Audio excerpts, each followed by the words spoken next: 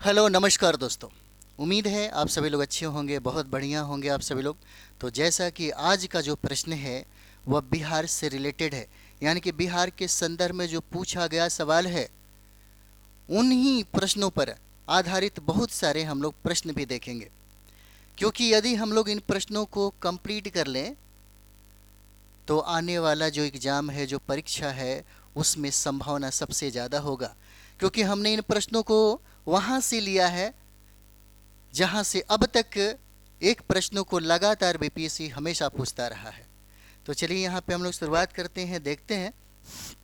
सबसे पहला प्रश्न हम लोग यहाँ पर देखेंगे, और ये प्रश्न अभी जो आप लोग देख रहे हैं, बिहार का सर्वाधिक जूट का उत्पादन वाला जिला कौन सा है?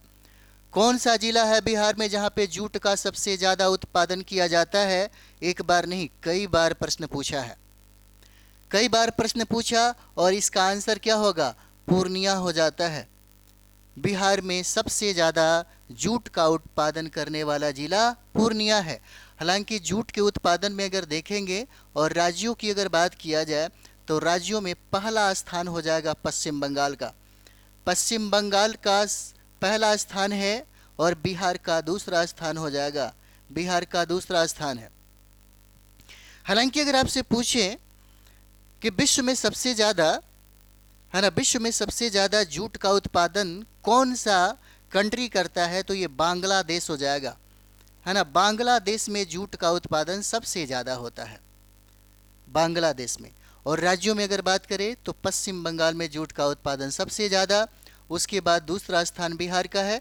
और बिहार में अगर जिला पूछता है कि कौन सा जिला है जहाँ पे जूट का सबसे ज़्यादा उत्पादन किया जाता है, तो यही पूर्णिया जिला हो जाएगा, है ना। पूर्णिया जिला, पूर्णिया जिला आप देखते होंगे, ये पूर्णिया जिला वेस्ट बंगाल के साथ अपना सीमा साझा करता है, वेस्ट बंगाल के साथ सीमा साझा करता है।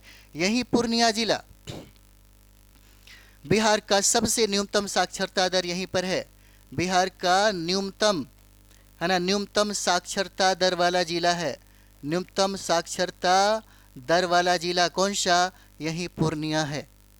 पूर्णिया। तीन जिले जो वेस्ट बंगाल के साथ सीमा साझा करते हैं, किशनगंज, पूर्णिया और कटिहार, ये तीन जिले हैं जो वेस्ट बंगाल के साथ सीमा साझा करते हैं। किशनगंज जो सबसे ऊपर आप देख सकते हैं, एक तरफ किशनगंज का ये जो क्षेत्र है, किशनगंज का, है ना, ये किशनगंज का जो क्षेत्र है, एक तरफ से इसका सीमा नेपाल के साथ साझा करता है, तो दूसरी तरफ इसका सीमा पूर्व की तरफ वेस्ट बंगाल के साथ सीमा साझा करता है। यही किशनगंज जो जिला है जहाँ पे सबसे ज़्यादा वर्षा होती है, बिहार में सबसे ज़्यादा वर्षा अगर पूछे तो यही किशनगंज जिला में, और इसी किशनगंज जिला में चाय की खेती की जाती है ना, चाय की खेती होती है किशनगंज जिला में। अब आपसे गलती नहीं होना चाहिए, क्योंकि बिहार का सर्वाधिक जूट उत्पादक जिला कौन हो जाएगा? यही पूर्णिया जिला है। और पूर्णिया जिला में मखाना का भी उत्पादन किया जाता है, लेकिन मखाना के उत्पादन में प्रथम स्थान दरभंगा का हो जाएगा, उसके बाद मधुबनी का स्थान आता है। चलिए यहाँ पे हम लोग देखिए, ये देखिए, ये आपका हो जाएगा बिहार का मैप है। बिहार का मैप आप अपने रूम में जहाँ भी रह रहे हैं, स्टडी रूम आपके पास जो भी आपने बनाया, टेबल कुर्सी के सामने बिहार का मैप होना चाहिए। अगर आप चाहते हैं कि आपका बिहार बेस्ट हो जाए, सबसे अच्छा हो जाए, तब आप देख सकते हैं ये बिहार का मैप है। और बिहार में जिलों की संख्या 38 हो जाएगा, 38 जिला है। और नया जिला जो 38वां जिला है, यहीं अरवल जिला हो जाएगा। अरवल जिला कहते हैं हम लोग। और यह अरवल जिला जहानाबाद से कट करके बना 2001 में। प्रश्न कहता है कि जूट के उत्पादन में पूर्णिया का स्थान प्रथम है, तो यही है आपका पूर्णिया। सबसे पूर्व में देखिए तो यही पूर्णिया जिला है, यही पूर्णिया जिला जहाँ पे जूट का सबसे ज़्यादा उत्पादन किया जाता है।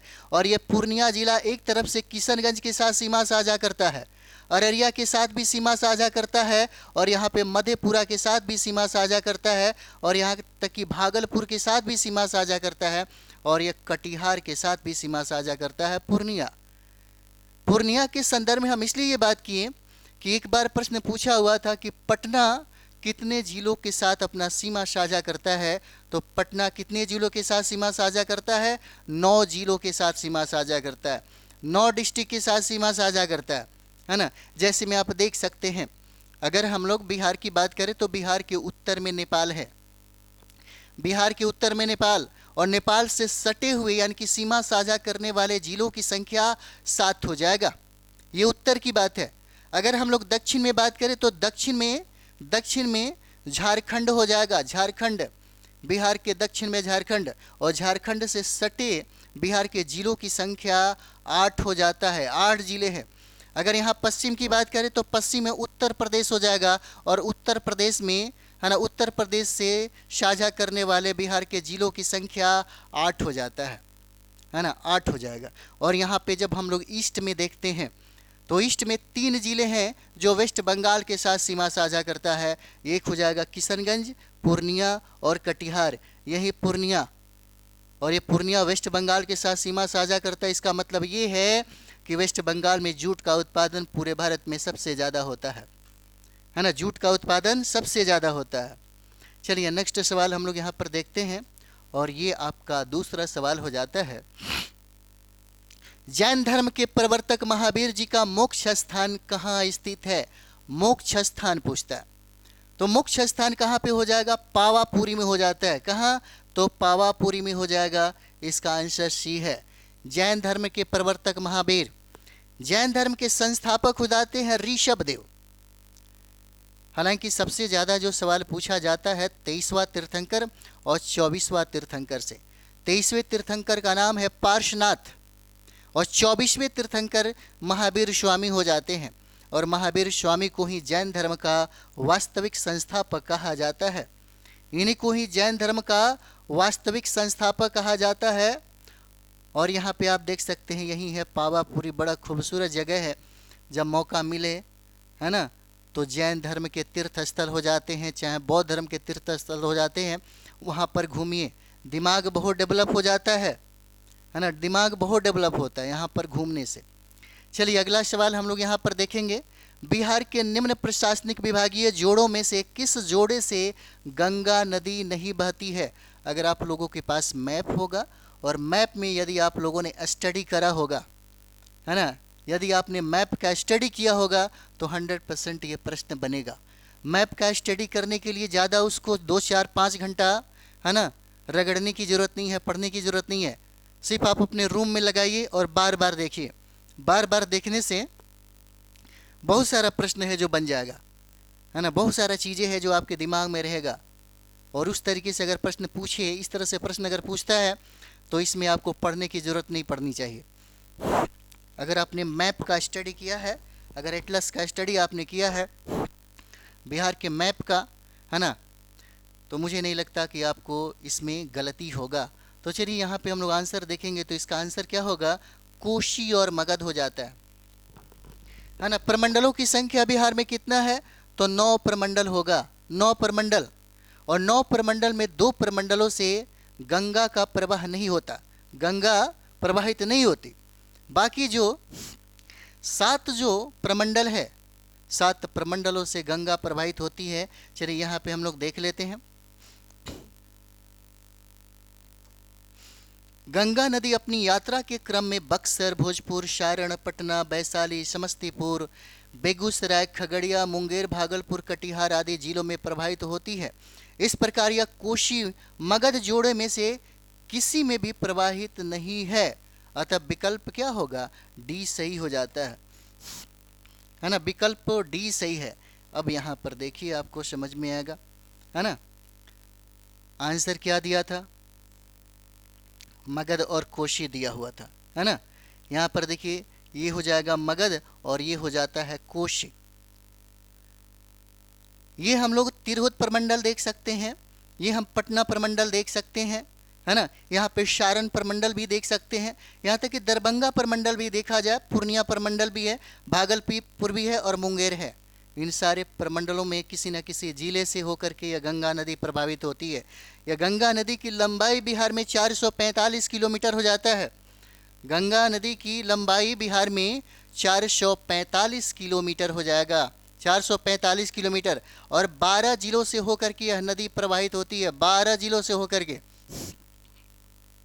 गंगा नदी की लंबाई सबसे ज़्यादा पटना में है, यही पटना जिला देख रहे हैं जो 9 जिलों के साथ सीमा साझा करता है पटना, 9 जिलों के साथ सीमा साझा करता है पटना, और पटना में सबसे ज़्यादा गंगा का लंबाई है कितना, 99 किलोमीटर हो जाता है। प्रश्न पूछा गया है आपके एग्जाम में।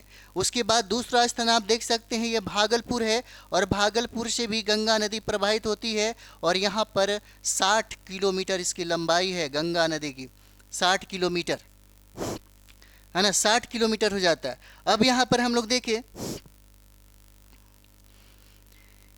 ये जो मगध है, मगध से गंगा नदी प्रवाहित नहीं होता, और मगध में आप देख सकते हैं अरवल है, जहानाबाद है, औरंगाबाद है ना, गया, और यहाँ पे नवादा जिला है जहाँ से गंगा नदी प्रवाहित नहीं होती। उसके बाद यहाँ पर कहता है कि कोशी, आप देख सकते हैं कोसी प्रमंडल में 3 जिले हो जाते हैं, सुपौल, मधेपुरा, और ये आपका क्या है, सहरसा हो जाएगा। और यही सहरसा जिला जहाँ पे सब बिहार में सबसे कम महिला साक्षरता वाला जिला हो जाएगा, कौन सा, यही है आपका सहरसा। चलिए नेक्स्ट सवाल हम लोग यहाँ पर देखेंगे, और ये है त्रिवेणी नहर किस नदी पर निर्मित है। त्रिवेणी नहर किस नदी पर निर्मित हो जाएगा, तो त्रिवेणी नहर के बारे में देखेंगे तो ये आपका कौन सा नदी है ना, त्रिवेणी नहर। 4 नंबर, त्रिवेणी नहर किस नदी पर निर्मित हो जाएगा, तो यहाँ पर देखिए इसका आंसर क्या होगा, गंडक नदी पर, है ना। पेन को चेंज कर लीजिए, गंडक नदी हो जाएगा, है ना। किस नदी पे, गंडक नदी पे। और गंडक नदी पे जो नहरें बनाई गई गंडक नदी पे, यहाँ से आप देख सकते हैं एक हो जाएगा, है ना, एक आपका हो जाता है पूर्वी त्रिवेणी नहर हो जाएगा, पूर्वी त्रिवेणी नहर, है ना, पूर्वी त्रिवेणी नहर है, पूर्वी त्रिवेणी नहर कई बार प्रश्न पूछा गया है, त्रिवेणी नहर। और दूसरा हो जाता है पश्चिमी त्रिवेणी नहर, पश्चिमी त्रिवेणी नहर हो जाएगा, त्रिवेणी नहर है। कोसी पर भी बांध बनाया गया, यहाँ तक कि सोन पर भी बांध बनाया गया, और गंडक पर भी बांध बनाया गया, लेकिन सबसे ज़्यादा सवाल आपके गंडक से पूछा गया है। त्रिवेणी नहर किस नदी पर निर्मित है, तो यही गंडक नदी पर। जैसे हम लोग देख सकते हैं उत्तर से आने वाली जितनी भी नदियाँ हैं वह हिमालय से निकल करके आती है ना। उत्तर से जितनी भी नदियाँ, यहाँ पर बिहार में नदियों के बारे में थोड़ा सा देख लें, यही नदी है ना, यही नदी है जिसे हम लोग गंगा नदी कहते हैं। और यही गंगा नदी बिहार को 2 भागों में डिवाइड करती है, गंगा नदी बिहार को 2 भागों में बांटती है, और ये उत्तर बिहार और दूसरा दक्षिण बिहार हो जाएगा। उत्तर बिहार की प्रमुख समस्या है जहाँ पर बाढ़ की समस्या बहुत ही प्रमुख समस्या है, और दक्षिण बिहार में सूखा की समस्या प्रमुख समस्या है, सूखा की समस्या। और यहाँ पे एक नदी है आप देख सकते हैं, ये है आपका घग्गर नदी, है ना, घग्गर नदी है, और ये हो जाएगा आपका गंडक नदी। और ये दक्षिण से आकर के मिलने वाली जो गंगा में संगम करने वाली जो नदी है वह कर्मनाशा नदी है, कर्मनाशा नदी, याद रखिएगा। ये 3 नदियाँ बिहार और उत्तर प्रदेश की सीमा बनाती है, बिहार और उत्तर प्रदेश की, उत्तर प्रदेश और बिहार की सीमा बनाती है, पूछा गया सवाल है यहाँ पे। यानी कि उत्तर से आकर के गंगा में मिलने वाली नदियाँ बहुत है जो हिमालय से निकलती है, इसीलिए इस नदियों में पानी हमेशा भरा हुआ रहता है। घग्गर है, गंडक है, गंडक के बाद यहाँ पर देख सकते हैं बूढ़ी गंडक हो जाएगा, है ना, बूढ़ी गंडक। उसके बाद कमला है, कमला के बाद बलान हो जाएगा, बलान के बाद ये कोशी हो जाएगा, कोशी। और कोशी के बाद ये जो नदी आप देख रहे हैं इसको हम लोग महानंदा नदी कहते हैं, महानंदा कहते हैं। जैसे यहाँ पर आप देख लिए कर्मनाशा नदी, जिसको हम लोग अपवित्र नदी के नाम से जानते हैं, और ये दक्षिण से जाकर के गंगा में मिल जाती है, ये भी आपको उत्तर प्रदेश और बिहार का बॉर्डर बनाती है यह नदी। उसके बाद यहाँ पर देख सकते हैं अमरकंटक से निकलने वाली जो नदियाँ, यह सोन नदी है, सोन नदी, और ये सोन नदी गंगा में जाकर के मिल जाती है। और यहीं पे आप देख सकते हैं पुनपुन नदी, पुनपुन नदी है, और ये पुनपुन नदी कहाँ पे, फतुहा में जाकर के गंगा में मिल जाती है ना, यहाँ पे, ठीक है। और यहाँ पे आप देख सकते हैं जैसे अजय नदी हो गए, अजय नदी हो गए, पंचाने नदी हो गए, है ना, यहाँ तक आप देख सकते हैं फल्गु नदी है। कई नदी है जो दक्षिण से जाकर के गंगा में मिल जाती है, संगम करती है, जहाँ से प्रश्न आपके एग्जाम में पूछे जाते हैं। ठीक है। अब यहाँ पर देखिए, त्रिवेणी नहर का निर्माण बिहार में गंडक नदी पर किया गया। अब ये है आपका नदी का मैप जो हम उस समय बता रहे थे। अब ये देखिए, यही नदी है जिसको हम लोग क्या कहते हैं, घाघरा नदी कहते हैं। और ये गंगा नदी जो है बिहार में कहाँ प्रवेश करती है, तो याद रखिएगा, यह बक्सर के पास चौसा में प्रवेश करती है। चौसा में प्रवेश करती है। गंगा की सर्वाधिक लंबाई उत्तर प्रदेश में है और गंगा की लंबाई टोटल 2525 किलोमीटर हो जाएगा, है ना। 2525 किलोमीटर है, लेकिन बिहार में गंगा की लंबाई 445 किलोमीटर हो जाएगा। और सबसे ज़्यादा गंगा की लंबाई यहीं कहाँ, तो पटना, है ना। बिहार की जो राजधानी है पटना, उसी में सबसे ज़्यादा लंबाई है इसका। और 12 जिलों से होकर के प्रवाहित होती है, 12 जिले, याद रखिएगा आप लोग। अब यहीं देखिए, यही जो नदी है जिसको घग्गर बोलते हैं और यही गंडक नदी है। इसी गंडक नदी पर दो नहरें बनाई गई, एक पूर्वी त्रिवेणी नहर और एक हो जाता है पश्चिमी त्रिवेणी नहर। उसके बाद हम लोग यहाँ पर देखेंगे, ये है बूढ़ी गंडक, और बूढ़ी गंडक के बाद ये बागमती नदी है, और बागमती नदी के बाद ये कमला है, कोशी, महानंदा है। दक्षिण से जाकर के मिलने वाली नदियाँ यही कर्मनाशा नदी, जिसको हम लोग अपवित्र नदी कहते हैं, अपवित्र नदी कहा जाता है। अमरकंटक से निकला हुआ ये सोन नदी, और ये पुनपुन नदी देख सकते हैं, और ये है फल्गु नदी। क्यूल है ना, क्यूल नदी है, और अजय नदी है। छोटी छोटी जो नदियां हैं यह भी, है ना, यह भी दक्षिण से जाकर के गंगा में मिल जाती है, संगम करती है यहाँ पे। चलिए यहाँ पे हम लोग आएंगे, और कैमूर पठार किसके लिए प्रसिद्ध हो जाता है, कैमूर का पठार किसके लिए प्रसिद्ध है ना। तांबा, चूना पत्थर, लिथियम, बॉक्साइड, उपरोक्त में से कोई नहीं, उपरोक्त में से एक से अधिक। तो यहाँ पर देखिए चूना पत्थर हो जाएगा। अभी जो हम लोग प्रश्न देख रहे हैं एकदम कंप्लीट कर लीजिएगा, क्योंकि आपके एग्जाम में बहुत ऐसे प्रश्न हैं जो बार बार पूछे जाते हैं, बार बार पूछे जाते हैं।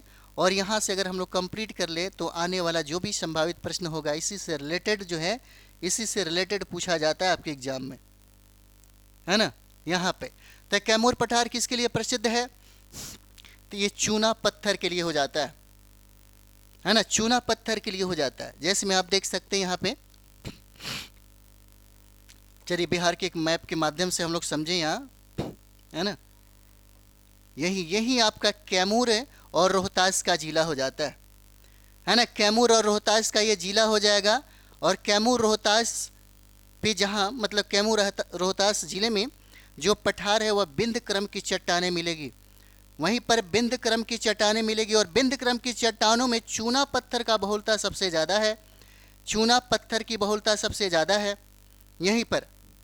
और यही वजह है कि जहाँ पर चूना पत्थर की पर्याप्त मात्रा होगा वहीं पर सीमेंट उद्योग स्थापित होगा, सीमेंट उद्योग, क्योंकि सीमेंट बनाने के लिए चूना पत्थर की आवश्यकता पड़ती है।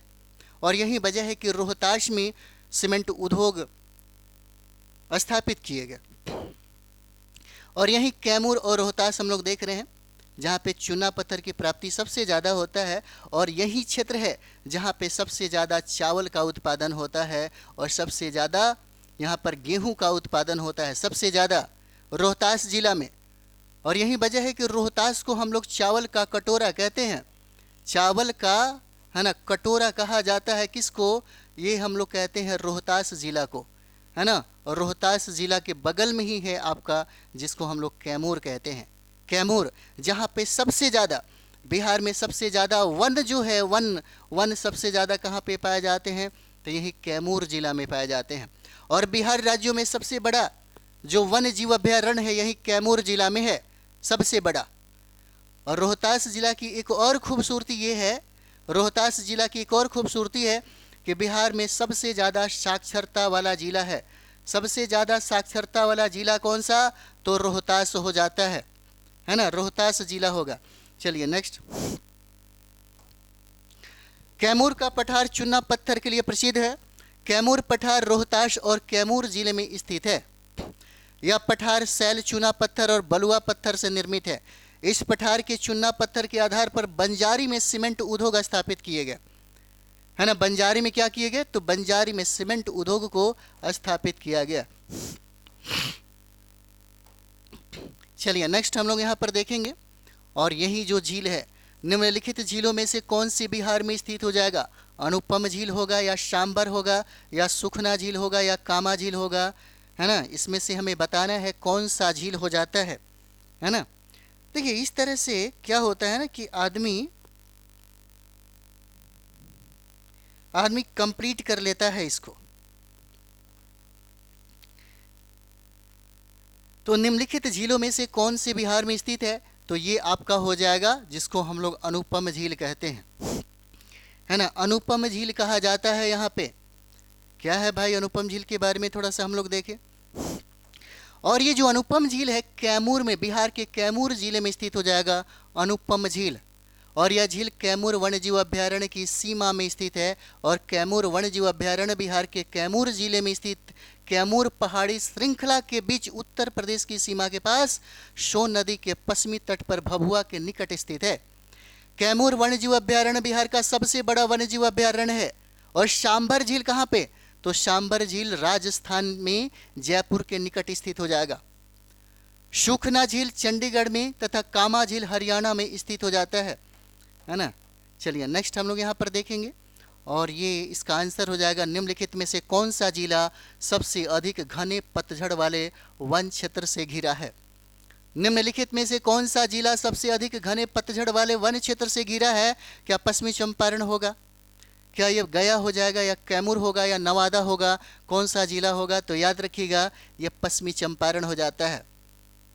यही पश्चिमी चंपारण जो बिहार का सबसे बड़ा जिला हो जाएगा क्षेत्रफल के दृष्टिकोण से। एक तरफ से पश्चिमी चंपारण का इंटरनेशनल बाउंड्री है, नेपाल के साथ सीमा साझा करता है, नेपाल के साथ। तो यहाँ पे पश्चिम में हम लोग देखेंगे तो पश्चिम में उत्तर प्रदेश के साथ सीमा साझा करता है।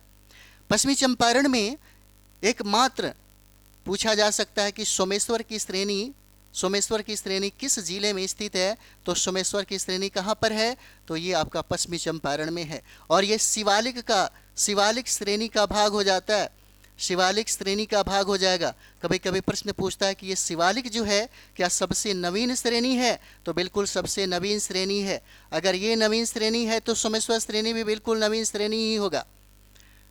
बिहार के पश्चिमी चंपारण जहाँ पे सबसे ज़्यादा गन्ना का उत्पादन किया जाता है, पूछा गया सवाल है कि गन्ना का उत्पादन सबसे ज़्यादा कहाँ पर किया जाता है? तो यही पश्चिमी चंपारण में। और यहीं पर पश्चिमी चंपारण में एकमात्र नेशनल पार्क हो जाएगा, है ना? नेशनल पार्क है ना? यहीं पर पश्चिमी चंपारण का मुख्यालय आपका कहाँ पे है? बेतिया है, बेतिया, है ना? और पूर्वी चंपारण का मुख्यालय आपका मोतीहारी हो जाता है। तो ये पश्चिमी चंपारण का मुख्यालय नेशनल पार्क। और आप देखिएगा ये सटा हुआ है आपके नेपाल से, और नेपाल में भी एक नेशनल पार्क है। दोनों एक दूसरे से रिलेटेड हैं यहीं पर, है ना? एक दूसरे से ये रिलेटेड हो जाते हैं जहाँ पे हम लोग पश्चिमी चंपारण को देखते हैं। चलिए तो आगे भी हम लोग यहाँ पर देखिए क्या है भाई। प्रश्न के अनुसार प्रश्नकाल और वर्तमान में पश्चिमी चंपारण सबसे अधिक घने पतझड़ वनों से घिरा है। भारत वन विस्तृति रिपोर्ट 2021 के अनुसार पश्चिमी चंपारण में कुल वन कितना? 903.34 वर्ग किलोमीटर, तथा जिसमें 249.34 अति सघन और 548.47 मध्यम सघन और 105.53 वर्ग किलोमीटर खुले वन हो जाते हैं, है ना? खुले वन हो जाते हैं। चलिए नेक्स्ट यहाँ पे हम लोग देखेंगे मुंडा जनजाति अधिकांशतः बसी है कहाँ पे? मुंडा जनजाति अधिकांशतः कहाँ पर बसी है? तो मुंडा जनजाति अधिकांशतः आपके बिहार जिले में बसी है। इसका आंसर क्या होगा? डी हो जाता है, बिहार जिले में, है ना? बिहार जिले में हो जाएगा। जैसे तत्कालीन अगर हम बिहार की बात करें तो कटिहार जिला हो जाएगा, रांची है, और रांची के बाद हम लोग पश्चिमी सिंहभूम देखेंगे, पलामू का क्षेत्र है, पूर्वी सिंहभूम देखेंगे, और गुमला जिलों में मुंडा जनजाति संकेंद्रित थी। 15 नवंबर 2000 को बिहार से अलग कर नवनिर्मित झारखंड राज्य के बाद मुंडा जनजाति बिहार की 5वीं सबसे अधिक जनसंख्या वाली जनजाति हो जाती है। मुंडा जनजाति बार बार प्रश्न पूछा जाता है। मुंडा विद्रोह भी हुआ था, उलगलान विद्रोह भी हम लोग कहते हैं उसको, है ना? बिरसा मुंडा की भूमिका अति महत्वपूर्ण थी। और यहाँ पे मुंडा जनजाति यानी कि 15 नवंबर 2000 को जब झारखंड अलग हुआ तब सबसे बड़ी आबादी वाला जनजातीय जो राज्य है जिसे मुंडा की अगर बात किया जाए तो यह 5वीं ST वाली, यह जनजाति वाली क्षेत्र हो जाती है। झारखंड राज्य में जनजातियों की कुल जनसंख्या की दृष्टि से मुंडा जनजाति तीसरी सबसे बड़ी जनजाति है झारखंड में। झारखंड में 2011 जनगणना के अनुसार अगर बात करेंगे तो बिहार में 1.3% शेड्यूल ट्राइब की आबादी है हमारे बिहार में। ठीक है, चलिए नेक्स्ट सवाल हम लोग यहाँ पर देखेंगे। संख्यात्मक रूप से बिहार की सबसे बड़ी अनुसूचित जनजाति है। अनुसूचित जनजाति कौन हो जाएंगे? संख्यात्मक रूप से पूछता है कि बिहार की सबसे बड़ी अनुसूचित जनजाति कौन है? मुंडा, संथाल, गोंड, कोरा। उपरोक्त में से कोई नहीं, उपरोक्त में से एक से अधिक हो जाएगा। तो यहाँ पे याद रखिएगा ये संथाल हो जाते हैं। 9 का आंसर क्या होगा? बी हो जाता है, संथाल होगा यहाँ पे। यानी कि बिहार की प्रमुख जनजातियां संथाल, उराव, गोंड और खरबार है। यद्यपि संख्यात्मक रूप से बिहार की सबसे बड़ी अनुसूचित जनजाति संथाल हो जाएगी। वर्ष 2011 की जनगणना के अनुसार बिहार में जनजातियों की साक्षरता दर कितना? 55.68% है। 55 कितना 68% हो जाता है। 3 नंबर सवाल हम लोग देखेंगे। निम्नलिखित में से कौन सी वस्तु बिहार के भौगोलिक संकेत के रूप में पंजीकृत नहीं है? निम्नलिखित में से कौन सी वस्तु बिहार के भौगोलिक संकेत के रूप में पंजीकृत नहीं है, मतलब जीआई टैग नहीं दिया गया है? तो 10 का आंसर क्या होगा भाई साहब? तो यहाँ पे हो जाएगा ये, बाकी सबको तो दिया ही गया है। उपरोक्त में से कोई नहीं, एक से अधिक। जर्दालू आम आप देखते होंगे, भागलपुर में एक अनोखी स्वाद वाली आम है जिसको जीआई टैग प्रदान किया गया। मूंगा रेशम को दिया गया है ना, कतरनी चावल को दिया गया, मगही पान को दिया गया, जो सबसे ज़्यादा उत्पादन इसका नवादा जिले में होता है। असम के मूंगा रेशम को जीआई टैग वर्ष 2007 में प्रदान किया गया था, जबकि 28 नवंबर 2017 के सांकेतिक जर्नल के अंक में बिहार के जर्दालू आम है ना, कतरनी, धान एवं मगही पान का उल्लेख किया गया है। अर्थात ये तीनों कृषि उत्पादक भौगोलिक संकेत के रूप में सूचीबद्ध हो जाते हैं, है ना। चलिए 11 नंबर सवाल हम लोग देखेंगे। निम्नलिखित में से कौन सी नदी के फतुहा पास गंगा में ये मिलती है? कौन सी नदी है? सारे के सारे प्रश्न अगर बिहार शिक्षक भर्ती की बात करें, ऐसे ही कुछ सिलेक्टेड प्रश्न होते हैं जो लगातार पूछते आ रहे हैं, उसी पे टारगेट करना चाहिए। अब जरा सोच के देखिए, हमने जो अभी पढ़ा, आपके सारे के सारे प्रश्न जब तक आप तैयारी करिए, जो भी एग्जाम दीजिए, सब पूछेगा। जैसे हम लोगों ने जो टॉपिक किया है वह देखिए, गंगा नदी तंत्र कर लिया है ना, गंगा नदी तंत्र किया, मतलब अपवाह तंत्र हम लोगों ने किया। अपवाह तंत्र मैंने आपको यहाँ पर मिट्टी भी दिखाया, और यहाँ तक कि वन्य जीव अभ्यारण्य भी दिखाया, वन्य जीव है ना, वन्य जीव अभ्यारण्य भी दिखाया। यहाँ तक खनिज भी आपको दिखाया, खनिज, और यहाँ तक कि है ना अनाज का उत्पादन भी आपको बताया, अनाज का उत्पादन। यहाँ तक कि झील की भी चर्चा हो गई है ना, झील की भी चर्चा हो गई। अगर इतना कर लें है ना, तो सारे के सारे जो प्रश्न हैं आपके बिहार में, बिहार स्पेशल में जो पूछे जाते हैं, छूटेगा ही नहीं, सारे के सारे प्रश्न पकड़े जाएंगे। ये सारे के सारे इसी से रिलेटेड प्रश्न पूछा गया, तो क्यों ना एक बार अच्छे तरीके से पढ़ लिया जाए, है ना। निम्नलिखित में से कौन सी नदी फतुहा के पास गंगा में क्या करती है? मिल जाती है। तो ये नदी हो जाएगा आपका कौन सा? पुनपुन नदी है, पुनपुन नदी है। आप देख रहे हैं ना, यही पुनपुन नदी हो जाता है। कौन सा नदी है? तो पुनपुन नदी है। जैसे में पुनपुन नदी छोटा नागपुर पठार, जो पलामू झारखंड से निकलकर बिहार के औरंगाबाद जिले में प्रवेश करती है और पटना जिले के फतुहा के समीप गंगा में मिल जाती है। और इसकी 2 सहायक नदियां हैं, एक का नाम है मोरहर नदी और दूसरा का नाम है दरघा नदी है, जो पुनपुन की सहायक नदी हो जाता है। यह पुनपुन की ये सहायक नदी है। और लास्ट हम लोग इस प्रश्नों को देखेंगे, बिहार में निम्नलिखित में से कौन सा वस्त्र उद्योग का केंद्र है? वस्त्र उद्योग का केंद्र कौन हो जाएगा? तो वस्त्र उद्योग का बहुत सारे केंद्र हो जाते हैं। जैसे अगर हम लोग बात करें तो भागलपुर को, इसका आंसर ई हो जाएगा, लेकिन भागलपुर को हम लोग सिल्क सिटी के नाम से जानते हैं। सिल्क सिटी कहा जाता है। क्यों कहा जाता है भाई? क्योंकि सिल्क कपड़ों का उत्पादन सबसे ज़्यादा किया जाता है। पटना में भी कपड़ों का उत्पादन किया जाता है, गया और मुंगेर में भी कपड़ों का उत्पादन किया जाता है यहीं पर। और सिल्क सिटी है ना, पूरे इंटरनेशनल मार्केट में भागलपुर के कपड़े प्रतिस्पर्धा करते हैं। चलिए जैसे में यहाँ पे हम लोग देखें है ना, बिहार में वस्त्र उद्योग के प्रमुख केंद्र कौन हो जाएंगे? भागलपुर और गया हो जाता है। भागलपुर और गया, भागलपुर को हम लोग क्या कहते हैं? सिल्क सिटी के नाम से जानते हैं। और यहीं पर एक देखिएगा, भागलपुर में अगर हम लोग देखें तो भागलपुर में विक्रमशिला विश्वविद्यालय हो जाएगा, है ना, विक्रमशिला विश्वविद्यालय है। और यहीं भागलपुर में गंगा की लंबाई पटना के बाद सबसे ज़्यादा है, 60 किलोमीटर है। और भागलपुर को हम लोग सिल्क सिटी के नाम से जानते हैं, सिल्क सिटी कहा जाता है। और भागलपुर में आप देख सकते हैं यहीं पर डॉल्फिन अभ्यारण्य भी है ना, यहीं पर डॉल्फिन अभ्यारण्य भी हो जाता है भागलपुर में। और गया देख सकते हैं, गया में बिहार में सबसे ज़्यादा गर्म जिला और सबसे ज़्यादा ठंडा जिला है गया। और गया में वस्त्र का उत्पादन होता है। साथ ही साथ अनुसूचित जाति, है ना, शेड्यूल कास्ट की आबादी सबसे ज़्यादा कहाँ पर है, यहीं गया जिला में है ना, गया में है। बिहार के वस्त्र उद्योग के प्रमुख केंद्र भागलपुर और गया। और गया जिले में स्थित मानपुर क्षेत्र सूती वस्त्र उद्योग का प्रमुख केंद्र है। बिहार में वस्त्र उद्योग के अंतर्गत हथकरघा, रेशम, जूट उद्योग सम्मिलित है। और इस प्रकार उपयुक्त प्रश्न में से एक से अधिक विकल्प सही होने के कारण सही उत्तर विकल्प ई होगा। ठीक है, तो हम लोग मिलते हैं नेक्स्ट वीडियो में। इसी तरीके से आपको बिहार स्पेशल का एकदम बेजोड़ तरीके से, बेहतरीन तरीके से सेशन मिलता रहेगा। तो मिलते हैं हम लोग नेक्स्ट वीडियो में। थैंक यू वेरी मच आप सभी लोगों का।